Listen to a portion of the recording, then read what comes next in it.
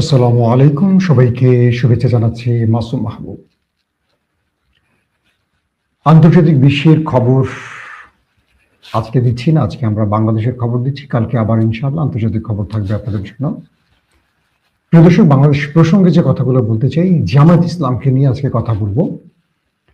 যারা জামাতের দর্শক আছেন তারা বেশ টেনশনে আছেন যে পক্ষে বলবো না বিপক্ষে বলবো, পুরোটা শুনলে বুঝবেন। মূলত আজকে আমি আসলে জামাত নিয়ে কথা বলবো না, আমি আজকে কথা বলবো ইসলামী রাজনৈতিক শক্তি নিয়ে। হয়তোবা আলোচনাটা জামাতের পক্ষেও যেতে পারে, বিপক্ষেও যেতে পারে। পাশাপাশি বিএনপি কোন কোন ভুলগুলো করছে আর সেই ভুলগুলো বিএনপির জন্য কি কি বিপদ ডেকে আনতে পারে।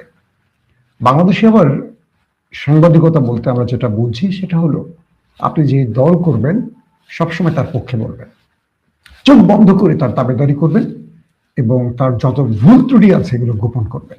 পরবর্তী যখন দল বিপদে পড়বে আপনি তখন আরেকটা নৌকা লাভ দিয়ে উঠে যাবেন, ওই দলটা হাসিনার মতো দিল্লি চলে যাবে, আপনি হয়ে যাবেন বিএনপি। আবার বিএনপি যখন বিপদে পড়বে, এখানে যারা উড়ে এসে জুড়ে বসেছে তারা আবার আওয়ামী লীগের নৌকায় উঠে বসবে যদি আওয়ামী লীগ আসে। আর যদি আওয়ামী লীগ না আসে, জামাত আসে, এক রাতের অন্ধকারে সব আবার জামাত হয়ে যাবে।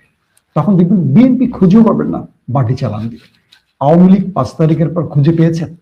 15.5 বছরে পুরো বাংলাদেশটা মনে হয়েছিল আওয়ামী লীগে ভরপুর, টইটুম্বুর, কোথাও বিএনপি জামাত নেই, সব আওয়ামী লীগ। 5 তারিখের পর আওয়ামী লীগ খুঁজেই পাওয়া যায় না, সব তো আর দিল্লি যায় না, কোথায় আছে, সব অন্য দলের মধ্যে মিশে গেছে। তো বাংলাদেশে এই সংখ্যাটা বেশি। এই সংখ্যার বিরুদ্ধে যখন আমি ভিন্ন স্রোতে দাঁড়িয়ে কথা বলি, তখন আমাকে নিয়ে অনেকে প্রশ্ন তৈরি হয়। স্বয়ং আমার ঘরের মধ্যেই, মানে আমার গোত্রীয় লোকরাই আমাকে নিয়ে প্রশ্ন তোলেন, আপনি আসলে কোন পক্ষে? আমি তাদেরকে বারবার একটা বিষয় বোঝাই, আমি দেশের জনতার পক্ষে, আমি হকের পক্ষে, ইনসাফের পক্ষে, বাংলাদেশের পক্ষে। আমার নির্দিষ্ট কোনো পক্ষ নেই। কাকে ভালোবাসি না বাসি সেটা আমার পেশাদারিত্বের সাথে কখনো যাবে না। দর্শক, ভূমিকাটি কেন দিয়েছি যাতে আপনারা পুরো বিষয়টা বুঝতে পারেন কি বলতে চাই আজকে। 71-এ স্বাধীনতা বিরোধী ছিল কি জামাত ইসলাম, তাই তো? জামাত ইসলাম এই ইস্যুটি কখনো পারফেক্টলি তার জনগণকে বোঝাতে পারেনি। আর জামাত বিরোধীরা সবসময় এটাকে নিয়ে রাজনীতি করেছে। জামাত 71-এর বিরুদ্ধে বা মুক্তিযুদ্ধের বিরুদ্ধে রাজাকার, শামস, আল বদর, অনেক কিছু বিচার হয়েছে, জামাত নেতাদের ফাঁসিও হয়েছে অনেকের, তাই তো? যখন গত 1.5 যুগ ধরে জামাতের সাথে বিএনপি কোয়ালিশন করেছিল, জোট বেঁধেছিল, আমরা সেই সময়টাতে 1.5 যুগে একবারও বিএনপির কোন নেতার মুখে শুনিনি জামাত স্বাধীনতা বিরোধী। বরং খালেদা জিয়া এবং লন্ডন থেকে তারেক রহমান জামাতের পক্ষ নিয়েছিলেন। তারা জামাতকে গণতান্ত্রিক রাজনৈতিক দল হিসেবে বিবেচনা করেছিলেন। এবং আজকে যারা জামাতকে রাজাকার, 71-এর মুক্তিযুদ্ধ বিরোধী বলছেন, এই বিএনপির কোন নেতা গত 1.5 বছরের মুখটা পর্যন্ত খোলেননি জামাতের বিরুদ্ধে। খেয়াল করেছেন আপনারা? শুনেছেন কখনো? না। বরং হাসিনার সমালোচনা করেছেন, হাসিনা বিচারের নামে প্রহসন করে বা হাসিনা এই অবৈধ বিচার ব্যবস্থা তৈরি করে, ট্রাইব্যুনাল তৈরি করে জামাতকে যে ফাঁসি দিচ্ছে তার বিরোধিতা করেছিল বিএনপি প্রধান নেতা বেগম খালেদা জিয়া এবং তারেক রহমান সহ আরো নেতারা। টকশোতে আমরা দেখেছি বিএনপি সবসময় জামাতের পক্ষে কথা বলতো। দৃশ্যটা পাল্টে যায় হাসিনা চলে যাবার পর। 5 তারিখের পর থেকে যখন দুটো বন্ধু দল তারা প্রতিদ্বন্দ্বী হয়ে ওঠে, অর্থাৎ রাজনীতিতে আওয়ামী লীগ যখন মাইনাস হয়ে যায়, বিএনপি আর জামাত প্রতিদ্বন্দ্বী হয়, তখন আবার সেই 71 মুক্তিযুদ্ধ কার্ড শুরু হয়ে যায়। আর জামাত সেইখানে কার্ডটা শুরু করে কি চাঁদাবাজি কার্ড, অর্থাৎ বিএনপি কে বানায় চাঁদাবাজ আর বিএনপি জামাতকে বানায় মুক্তিযুদ্ধ বিরোধী। সেই পুরনো ফিরিস্তিতে আবার আমরা প্রবেশ করি। এরপর দেখেন জামাতের জন্য খুব কঠিন একটা জায়গা তৈরি হয়েছে। ডক্টর শফিকুর রহমান মোটামুটি তার আলোচনার মাধ্যমে প্রজ্ঞা দিয়ে 71 ইস্যুটাকে মোটামুটি ডিলিট করে ফেলেছে। এখন আজকের প্রজন্ম জামাতকে 71 ইস্যুতে ব্লেম দেয় না, কারণ শেখ হাসিনা যখন রাজাকার শব্দটির মাধ্যমে বৈষম্য বিরোধীদেরকে ঘায়েল করতে চেয়েছেন, তখন সবাই দাবি করেছিল তুমি কি আমি কি, রাজাকার রাজাকার। তার মানে রাজাকার বাংলাদেশে বৈধতা পেয়ে গেছে, একটা নতুন ন্যারেটিভ না, এটা পুরনো ন্যারেটিভ নতুন ভাবে বৈধতা পেয়ে যায়। তার মানে আমাদের বাংলাদেশের মানুষ এটা বুঝতে পারে যে রাজাকার শব্দটা একটা রাজনৈতিক শব্দ প্রতিপক্ষকে ঘায়েল করার জন্য। আর যারা দেশপ্রেমিক নিজেকে দাবি করে তারা একটা ফ্যাসিস্ট, তারা একটা স্বৈরাচার, তারা রাষ্ট্র জনগণের বিরুদ্ধে, জানি মানে হলো শেখ হাসিনা। তার মানে এখন আর আওয়ামী লীগ বা বিএনপি বা কেউ জামাতকে 71 ইস্যুতে ঘায়ল করতে পারবে না, কারণ এই প্রজন্ম এই ইস্যুটা আর মাথায় নেয় না, খায় না। এটা এখন তাদের মানে জামাতের বিরুদ্ধে ইস্যুটা আর বড় কোনো কি বলবো হাতিয়ার নয় বিরোধী দলের জন্য বা বিরোধী মতের জন্য। এরপর দেখেন জামাত ইসলামের যিনি বাংলাদেশে আমি যতটুকু জানি, যদি ভুল না হয়, প্রথম আমির অধ্যাপক গোলাম আযম, তিনি ভাষা আন্দোলন করেছেন। এটা আমার না, এটা ইতিহাসের কথা, এবং এটা বেগম জিয়াও স্বীকার করেছেন বা বিএনপির সিনিয়র নেতারাও স্বীকার করেন যে ভাষা আন্দোলনে ভূমিকা ছিল অধ্যাপক গোলাম আযমের। ভাবতেই আমি ভাষা আন্দোলনে গোলাম আযমের ভূমিকাকে যদি আমরা স্বীকার না করি তাহলে ইতিহাসকে অস্বীকার করা হবে। এই কথাটি কে বলছেন? বিএনপির নেতা গয়েশ্বরচন্দ্র রায়। আমি আপনাদের স্ক্রিনে দেখাচ্ছি, দেখেন আপনারা, ফোকাসে কোনো প্রবলেম নাই, আছে কিনা দেখেন, মোবাইলে দেখাচ্ছি আপনাদের। এই কথাটি কে বলেছেন যে ভাষা আন্দোলনে গোলাম আযমের ভূমিকাকে যদি আমরা স্বীকার না করি তাহলে ইতিহাসকে অস্বীকার করা হবে। এটা বিএনপির একজন গুরুত্বপূর্ণ নেতা গয়েশ্বরচন্দ্র রায় বলেছেন। কিন্তু গোলাম আযমকে আমরা ভাষা সৈনিক বলি? কখনো বলি না। জামাত দাবি করলেও আমরা বলি না, কারণ রাজনৈতিকভাবে আমরা কখনো অন্যকে ক্রেডিট দিতে রাজি না। যেমন আওয়ামী লীগ 15.5 বছরে জনাব কি বলবো আমাদের আজকের যিনি প্রধানমন্ত্রী জনাব তারেক রহমানের বাবা, বাংলাদেশের স্বনির্ভর বাংলাদেশের কারিগর, সোনার বাংলা গড়ার যিনি কারিগর ছিলেন, শহীদ প্রেসিডেন্ট জিয়াউর রহমানকে পাকিস্তানি চর বলতো, পাকিস্তানি এজেন্ট বলতো, যিনি স্বাধীনতার ঘোষণা দিয়েছিলেন। যদি পাকিস্তান আলাদা না হতো, বাংলাদেশ স্বাধীন না হতো, যার মৃত্যুদণ্ড অনিবার্য ছিল, সেই শহীদ প্রেসিডেন্ট জিয়াউর রহমানকে আওয়ামী লীগ বলেছিল পাকিস্তানের চর, অথচ যিনি স্বাধীনতা যুদ্ধের ঘোষণা দিয়েছিলেন। আওয়ামী লীগ বিএনপিকে ক্রেডিট দিতে চায়নি, 15.5 বছর বা তার আগেও আওয়ামী লীগ পুরো ক্রেডিট শেখ মুজিবের ঝুলিতে রাখতে চেয়েছে। এই দেশটা হলো এমন একটি দেশ, এখানে রাজনৈতিক মতাদর্শের কারণে কেউ কাউকে ক্রেডিট দিতে রাজি না, কিন্তু একে অপরের অপপ্রচার প্রপাগান্ডার জন্য একদম সদা প্রস্তুত থাকে। বিএনপির মধ্যে রাজাকারের সংখ্যাও আছে, মুক্তিযুদ্ধের সংখ্যাও আছে। সর্বাধিক রাজাকারের সংখ্যাটা পাওয়া গেছে ইতিহাসে, বা যেটা আমাদের আওয়ামী লীগ আমলে এই তালিকা করতে গিয়ে সর্বাধিক তালিকায় পাওয়া গেছে আওয়ামী লীগের, মানে আওয়ামী লীগের ভেতরে রাজাকারের সংখ্যা। তারপর দ্বিতীয় সারিতে পাওয়া গেছে বিএনপির, জামাতের মধ্যে হাতে গোনা অল্প কিছু রাজাকার পাওয়া গেছে। কিন্তু ইতিহাসের পাতা বাঁধলেন বাংলাদেশের রাজনীতির পার্সপেক্টিভে আমরা কি দেখি? রাজাকার মানেই জামাত। এখন কথাগুলো জামাতের পক্ষে যাচ্ছে, তাই তো? খুশি হচ্ছে না অনেকে, না? তো ভাষা আন্দোলন নিয়ে জামাত সবচেয়ে বড় বিপদে পড়েছে কি? জামাত কোনো ইট সিমেন্টের তৈরি কোনো ভাস্কর্যের সামনে ফুল দিয়াকে হারাম মনে করে। এটা জামাত না, এটা ইসলাম মনে করে। কোরআন এবং হাদিসের ব্যাখ্যা অনুযায়ী এটি করা যাবে না। এটি ইসলামী যত ভাবধারার লোক আছেন বা ইসলাম বিশ্বাসী যত লোক আছেন তারা এটি মনে করে থাকেন, বা এটি কোরআন হাদিসের ব্যাখ্যা অনুযায়ী তাই বলা হয়। কিন্তু আমরা দেখলাম 21শে ফেব্রুয়ারিতে এবার জামাতের আমির তার বিরোধী শিবিরে বসে থাকা পার্লামেন্ট মেম্বারদের নিয়ে ফুল দিতে গিয়েছেন এবং দোয়া করেছেন। এখানে দুটো জিনিস আমার খুব ভালো লাগছে। জনাব তারেক রহমানকে আমি একটা সেলুট দেব। এই সেলুটটি কেন? তিনি রাজনীতিতে নতুন একটা জায়গা তৈরি করতে চাইছেন। কি সেটা? বিগত সময় আমরা সবসময় দেখেছি যে বাংলাদেশের প্রধানমন্ত্রী বা বিরোধী দলীয় নেতা, সেনা প্রধান বা আমাদের অন্তর্বর্তীকালীন সরকারের প্রধান যারাই গেছেন শহীদ মিনার স্মৃতিসৌধে ফুল দিয়েছে। এটি একটি রাষ্ট্রীয় কালচার, কিন্তু মুসলিম বা ইসলামী সংস্কৃতির অংশ না। এটা আমি আপনাদের খুলে বলি। যখন আপনি রাষ্ট্রীয় কালচার হিসেবে দেবেন এটি ঠিক আছে, যখন আপনি এটিকে মুসলিমদের বা ইসলামী পরিভাষায় জায়েজ না জায়েজের ব্যাখ্যা আসবে তখন এটার অনেক মাসলা মাসাইল থাকবে। সেই মাসলা মাসাইল দেব না, আমি স্কলার না, এটা বিতর্ক তৈরি করতে চাই না। কিন্তু জনাব তারেক রহমান কি করেছেন? খালি পায়ে হেঁটে গেছেন কালো পাঞ্জাবি পরে, এবং তিনি শহীদ মিনারে দাঁড়িয়ে হাত তুলে দোয়া করেছেন। আমি জনাব তারেক রহমানের এই আচরণে মুগ্ধ হয়ে গেছি। এটি কেউ করেনি। তিনি যে ভেতরে ইসলামকে লালন করেন জনাব তারেক রহমান, এবং তিনি যে একটা বিশ্বাস লালন করেন সেটা আজকে তার কর্মের মাধ্যমে প্রমাণ করেছে। কাউকে তোয়াক্কা করেন, নিজে একা খালি পায়ে হেঁটে গেলেন এবং হাত তুলে দোয়া করলেন। একজন মৃত ব্যক্তির জন্য ফুল কি গুরুত্বপূর্ণ নাকি দোয়া গুরুত্বপূর্ণ? যদি মুসলিম হন এটা আপনারা জানেন। আমি মরে গেলে আমার কবরে ফুল দিয়ে পূজা করতে পারবে, আমার আমলে আরো কয়েকটা ফেরেশতাদের লাঠির বাড়ি যোগ করতে পারবেন, কিন্তু আমার কবরের পাশে গিয়ে যদি ফাতিহা পড়েন, কোরআনের কোনো আয়াত তেলাওয়াত করেন, কোনো সূরা পড়ে দোয়া করেন, এটা আমার আমলে যোগ হবে বা আমার জন্য কবরের আযাব কমবে। এটা হলো মুসলিম সংস্কৃতি। তো তারেক রহমান সেই কাজটি করলেন এবং জামাত আমির তিনি একই কাজই করলেন। তারা গেলেন, সেখানে গিয়ে হাত তুলে ভাষা শহীদদের জন্য দোয়া করলেন। অর্থাৎ সরকারি দলের প্রধানমন্ত্রী তারেক রহমান, বিরোধী দলের নেতা জনাব ডক্টর শফিকুর রহমান, দুজন একই কাজ করলেন। রাষ্ট্রীয় কালচার হিসেবে ফুল দিলেন আর মুসলিম হিসেবে দোয়া করলেন। এখন তারেক রহমানের বিরুদ্ধে কি বলবেন আপনারা, যারা আমাদের দেশে একটু ইসলাম শব্দে অ্যালার্জি আছে, যাদের চুলকায় বেশি, তারা কি বলবেন?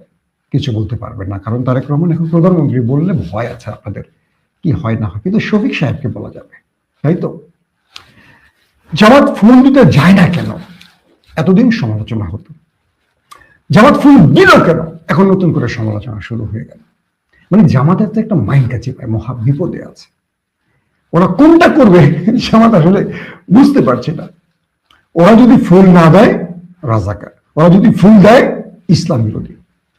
বাংলাদেশের গণমাধ্যমগুলো, বাংলাদেশের সোকল্ড আলেমরা যারা জামাত বিদ্বেষ লালন করেন, তারা এই জিনিসটাকে রপ্ত করেছে। জামাত যদি ফুল দেয় তখন বলে বেদাতি কাজ করেছে, ওরাই বলবে। এত বছর দিলেন না, এখন দিচ্ছেন কেন?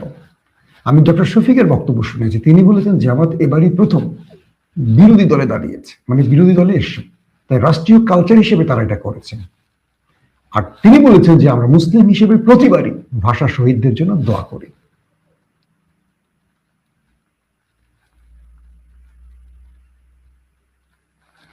এখন বিষয়টা কি হয়েছে, এখানে জামাতের সমালোচনা করতেই হবে, ভালো করুক আর খারাপ করুক, এখান থেকে আমাদের আসলে ফিরতে হবে। বিএনপি সমালোচনা করতেই হবে, ভালো করুক আর খারাপ করুক, এখান থেকে আমাদের ফিরতে হবে। জনাব তারেক রহমান ক্ষমতায় বসছেন মাত্র কদিন, বিরোধী শিবির থেকে প্রতিদিন তাকে নিয়ে সমালোচনা করা হয়। আমি একটা বিষয় আপনাদেরকে উল্লেখ করেছি, হয়তো আপনারা খেয়াল করেছেন, সেটা হলো জনাব তারেক রহমানের এই মুহূর্তে দলের ভেতরে ভূমিকা খুব বেশি নাই। এটা কেউ বলুক আর না বলুক, আমার তথ্য মতে বললাম, তিনি খুব ক্রুশিয়াল টাইমে ক্ষমতায় বসেছেন। তার বিদেশি শক্তির কাছে অনেকগুলো বিষয় চাপ আছে। তিনি চাইলে তার মনের মতো করে রাষ্ট্রে না পারছেন মন্ত্রিত্ব তৈরি করতে, না পারছেন রাষ্ট্র ব্যবস্থা সাজাতে, কারণ কিছু বিষয়ে তাকে তাদের সাথে চুক্তি করতে হয়েছে, এরকম তথ্য আমাদের কাছে আসছে। এখন তাকে তার কৌশলে কাজ করতে দেয়, প্রথম দিন থেকে তার সমালোচনা করবেন না। জামাতের একটা কথা আমার ভালো লেগেছে, যে আমরা বিরোধিতার স্বার্থে বিরোধিতা করব না, যেটা দেশ এবং জনগণের বিরুদ্ধে যাবে তার বিরোধিতা করব। যদি জামাত এই কাজটি করে এবং শ্যাডো মিনিস্ট্রি তৈরি করে, ছায়া মন্ত্রী তৈরি করে, এটি নিঃসন্দেহে ভালো কাজ। আন্দোলন সংগ্রাম করে এ দেশে দাবি আদায় হয় না। 90-র পরে 24-এ দেখেছি আমরা, কিন্তু হয়নি কখনো। মাঝখানে বহু মানুষের প্রাণ গেছে। কিন্তু বিএনপিকে এটাও মাথায় রাখতে হবে, জামাত যদি আন্দোলন না করে তাদের স্বার্থে বা রাষ্ট্রের স্বার্থে করছে, অর্থাৎ বিএনপিকে সাপোর্ট দিতে চায়, বিএনপিকে সহযোগিতা করতে চায় এবং তারা চায় রাষ্ট্রের সম্পদ নষ্ট না হোক, তাহলে জামাতকে ধর্তব্যের মতো নিতে হবে। জামাত যে কালচারটা তৈরি করতে চায়, এটাকে বিএনপিকে সম্মান করতে হবে। আবার বিএনপি যে কাজগুলো করছে, জামাতকে সময় দিতে হবে যে বিএনপি আসলে কি চায়। সাম্প্রতিক সময় বিএনপির অতি কথন নেতারা আবারও বিতর্ক সৃষ্টি করছে।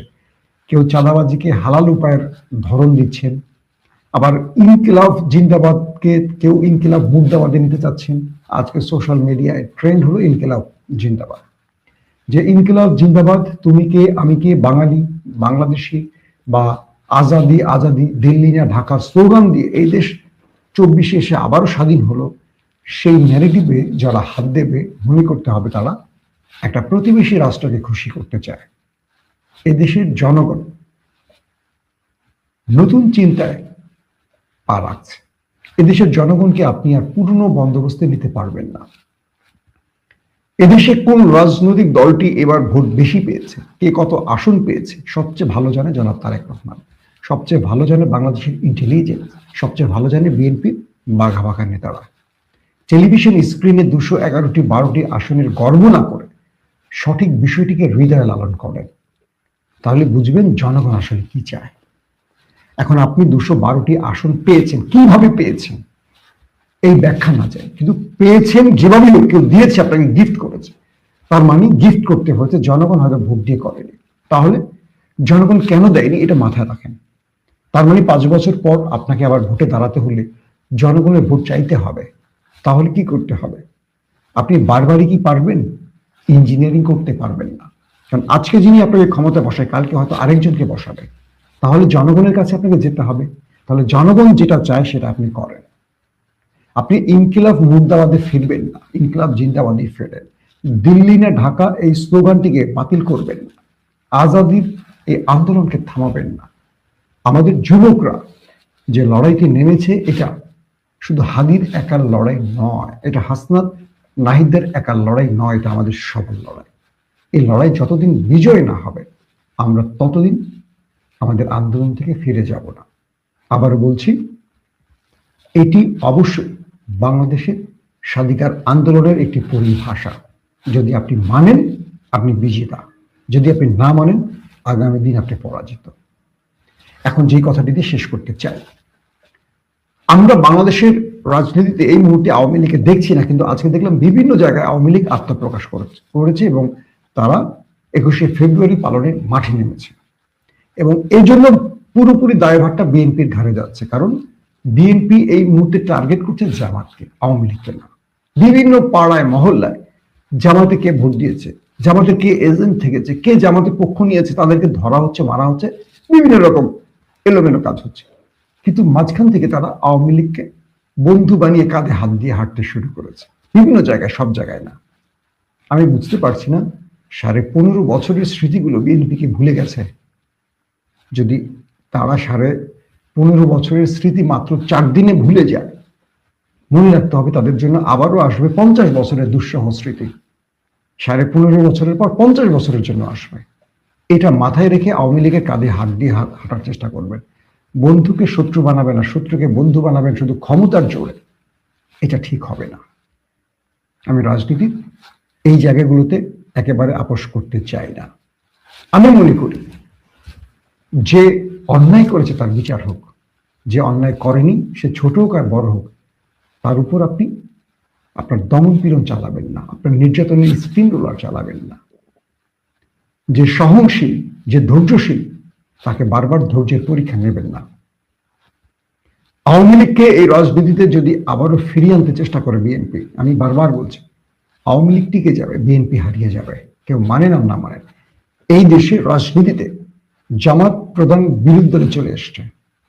এখন একটি পক্ষে থাকবে মূল ফরম্যাটে, হয় বিএনপি না জামাত, হয় বিএনপি না তো আওয়ামী লীগ। জামাতের জায়গা চলে গেছে, এই জায়গা কেউ করে নিতে পারবে না। যেমন ভারতে তাকান, বিজেপি কংগ্রেস, আমেরিকায় তাকান ডেমোক্রেট রিপাবলিক, আপনি ইংল্যান্ডে তাকান সেখানেও লেবার আর হলো আরেকটা কি লেবার পার্টি আর হলো আপনার ভুলে গেছি মুহূর্তে মনে পড়ছে না। বাংলাদেশেও বিএনপি আওয়ামী লীগ, প্রতিটা দেশে দুটো দল থাকে। তো এই দুটো দলের মধ্যে খেলাটা চলে, সব সময় চলে, যুগের পর যুগ এটাই চলে। বাংলাদেশে সেই জায়গাটা এসছে জামাত ইসলাম এবং এবার বিএনপি। আওয়ামী লীগ হারিয়ে গেছে এবং জাতীয় পার্টি নেই। এবার নির্বাচনে জাতীয় পার্টি একটি আসনও পায়নি, ভোটের র্যাঙ্ক দেখলাম আমরা খুব লো। তার মানে হলো বাংলাদেশে ইসলামী শক্তি এখন মূল শক্তির ঘাড়ে নিঃশ্বাস ছাড়ছেন। যদি আপনারা মনে করেন যে আওয়ামী লীগকে সঙ্গে নিয়ে জামাতকে দুর্বল করবেন, আর পারবেন না। যাকে দুর্বল করতে চাইবেন সে আরো শক্তিশালী হবে। যেমন বিএনপি জামাত শক্তিশালী হয়েছে, আওয়ামী লীগ 15.5 বছর দুর্বল করতে সবকিছু করেছে, খুন গুম ক্রসফায়ার ফাঁসির রায় সব রকম চেষ্টা করেছে, কিন্তু আওয়ামী লীগ এক নিমিষে হারিয়ে গেছে এক আন্দোলনে। কিন্তু বাংলাদেশে 212টি আসন বিএনপি পেয়েছে, 80-র মতো আসন জামাত ইসলাম পেয়েছে। তার মানে কি দাঁড়ালো? জনগণ বোঝে সবকিছু। এখন আমাদের করণীয়টা কি? করণীয়টা হলো বিএনপি এবং জামাতের মধ্যে একটা আন্ডারস্ট্যান্ডিং তৈরি করতে হবে, একজন বিরোধী একজন সরকার পক্ষ, আলোচনার মাধ্যমে রাষ্ট্রটাকে আগামীর দিকে নিতে হবে, মানে আগামী দিনের দিকে বা একটা উন্নয়নের দিকে নিতে হবে, যেটা তারেক রহমানের ভিশন। তিনি চান জনগণের জন্য একটা রাষ্ট্র ব্যবস্থা তৈরি করতে। জামাত বিএনপিকে সাহায্য করবে, বিএনপি জামাতকে সাহায্য করবে। অর্থাৎ বিরোধিতা মানি পূর্বের মতো জ্বালাও পোড়াও, জেল জুলুম মারপিট এগুলো যেন না হয়। 2 নম্বর, রাষ্ট্রের গুরুত্বপূর্ণ পদে সব বিএনপিকে বসাবেন না, বসালে আবারও আওয়ামী লীগের মতো ফ্যাসিজম তৈরি হবে। নিউট্রাল নিরপেক্ষ মেধাবী লোকগুলোকে নিয়োগ দেন এবং নিয়োগ প্রক্রিয়া মানে ঘুষটা পুরোপুরি বন্ধ করেন। কারণ বিএনপি সবচেয়ে বড় ভুল হলো বিএনপি নিয়োগের ক্ষেত্রে অর্থটাকে গুরুত্ব বেশি দিত এর আগে। এই সুযোগে ঢুকে গেছে প্রচুর জামাত এবং আওয়ামী লীগ, টাকা দিয়ে ঢুকে গেছে। বিএনপি করেও বিএনপি লোক চান্স পায় না, কারণ টাকা দেয়া লাগতো পুলিশ টুলিশের নিয়োগের ক্ষেত্রে। এবার আমি বলবো যে নিরপেক্ষ ব্যক্তিদেরকে নিয়োগের ব্যবস্থা করেন। যার 1 টাকা ঘুষ দেওয়া লাগবে না, সে কর্মজীবনে এসে ঘুষটা খাবে না। যে 10 লাখ 20 লাখ 15 লাখ টাকা দিয়ে চাকরি নেবে, সেই টাকা উঠাবার জন্য ঘুষটা খাওয়া শুরু করবে এবং এই ঘুষ খাওয়াটা তার বাকি জীবন চলমান থাকবে। তো তারেক রহমানের কাছে আমাদের একটা দাবি থাকবে, প্রশাসনের মধ্যে আপনি দলীয় নেতা কর্মীদের নয়, নিরপেক্ষ ব্যক্তিদের আনেন, যারা আগামী দিন রাষ্ট্রটাকে দাঁড় করায় রাখবে। যদি দলবাজদের নেন, এই দলবাজির কারণে 54 বছরে বাংলাদেশে শান্তি আসে নাই। আবার বিপদের দিনে দলবাজরা পোল্টি মারবে, তারা আবার আওয়ামী লীগ হয়ে যাবে, আওয়ামী লীগ বিএনপি হবে, বিএনপি আওয়ামী লীগ হবে। নিরপেক্ষ ব্যক্তিরা দেশটাকে বাঁচাতে পারে। আপনারা যেই সরকারে বসেন, প্রত্যেকটা পদের যোগ্য ব্যক্তিদের নিয়োগ দেবেন। আর যারা এখন দলবাজি করছে তাদেরকে আস্তে আস্তে কোণঠাসা করেন, তাদেরকে আস্তে আস্তে ব্যারাকে ফেরত পাঠান। ব্যারাক মানে সেনাবাহিনীর ব্যারাক না, কারণ এই দলবাজরা দেশটাকে ধ্বংস করে, দলবাজরা দলটাকে ক্ষতি করে। আওয়ামী লীগরা যেভাবে ডুবিয়েছে দলবাজরা, বিএনপিকে সেভাবে ডুবাবে। তাই আমি বলবো, তারেক রহমানের ভীষণ বাস্তবায়নে আমাদের রাষ্ট্রের প্রত্যেকটা নাগরিকের উচিত বিএনপিকে সহযোগিতা করা। বিএনপির উচিত জনগণের পালস বুঝে সিদ্ধান্ত নেওয়া এবং 24 যে কারণে হয়েছে, 24-এর যে মূল স্পিরিট, এটা যেন বিএনপি ধারণ করে। যদি বিএনপি ধারণ না করে, আমি মনে করি বিএনপির জন্য আওয়ামী লীগের পথ অনুসরণ করতে হবে। প্রত্যেকে ভালো থাকবেন। আল্লাহ হাফিজ। ওপেন দাইস মানে সত্যকে সত্য বলা, মিথ্যেকে মিথ্যে বলা। আমরা শোনা কথা নয়, চোখে যা দেখি তাই বলি।